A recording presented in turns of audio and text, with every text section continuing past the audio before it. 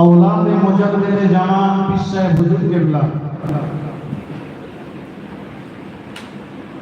दिगार उलमा हुफ़ाज हुज्जत किराम सम्मुखे उपविष्ट আল্লাহ ওয়ালা মুমিন মুসলমান ভাই ও বাবাজিরা, শুকরিয়া রব্বুল আলামিনের দরবারে যিনি আমাদেরকে আরবি বৎসরের প্রথম মাস মুহররম মাসে এই মুহূর্তে দুনিয়ার সমস্ত কাজ থেকে ফারেক করে দুনিয়ার ভিতরে উত্তম জায়গা মসজিদ ঘরের আঙিনায় জান্নাতের বাগানে বসবার সুযোগ করে দিয়েছেন। কৃতজ্ঞতা প্রকাশে মহব্বতের সঙ্গে উচ্চ আওয়াজে সকলেই একবার বলি আলহামদুলিল্লাহ। মন খুলে বলা যায় না আলহামদুলিল্লাহ। আলহামদুলিল্লাহ। প্রিয় রাসূল সাল্লাল্লাহু আলাইহি ওয়াসাল্লামের পাক দরবারে জানাই অগণিত দরুদ ও সালাম। সমাবেত কণ্ঠে সকলেই একবার বলি সাল্লাল্লাহু আলাইহি ওয়াসাল্লাম। ভাইরা আমার, আরবি বৎসরের প্রথম মাস হলো মুহররম মাস, তাই তো নাকি?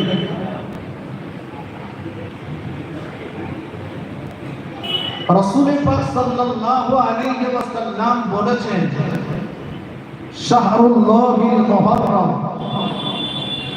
মুহররম হলো আল্লাহর মাস। একটু সুবহানাল্লাহ বলুন। আচ্ছা, কম মাসে এক বছর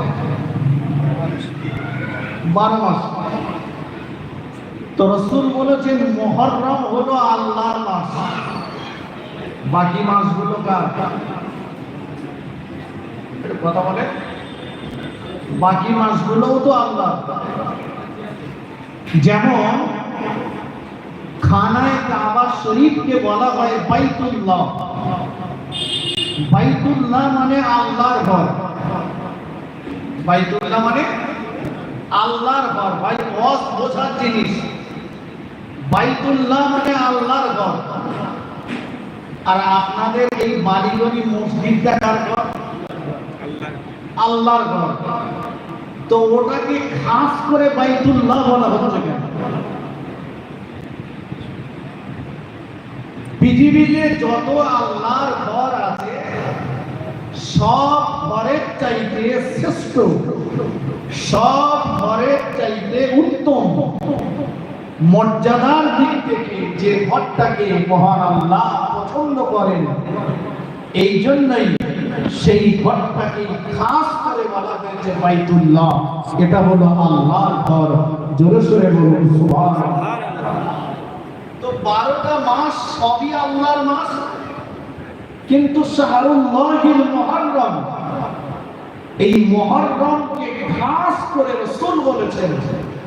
মুহররম মাসের গুরুত্ব, মুহররম মাসের মর্যাদা বোঝাতে চেয়ে, মুহররম মাসের সম্মান বোঝাতে চেয়ে রাসূল বলেছেন মুহররম হচ্ছে আল্লাহর মাস। বলুন সুবহানাল্লাহ। আচ্ছা, এই মাসটা কি শুধু খিচুড়ি করে খাওয়ার মাস,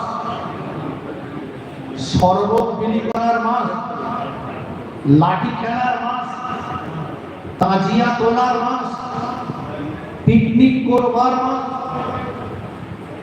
এই মাসে অনেক বড় বড় জিনিস আল্লাহ পাক সংগঠিত করেছেন, যেটি আমাদের কাছে অত্যন্ত আনন্দের। কিন্তু এই মাসের একটা বেদনা, একটা দুঃখ, একটা ব্যথা যেন আমাদের সব আনন্দকে ঢাকা দিয়েছে। কেন? এই মাসের 10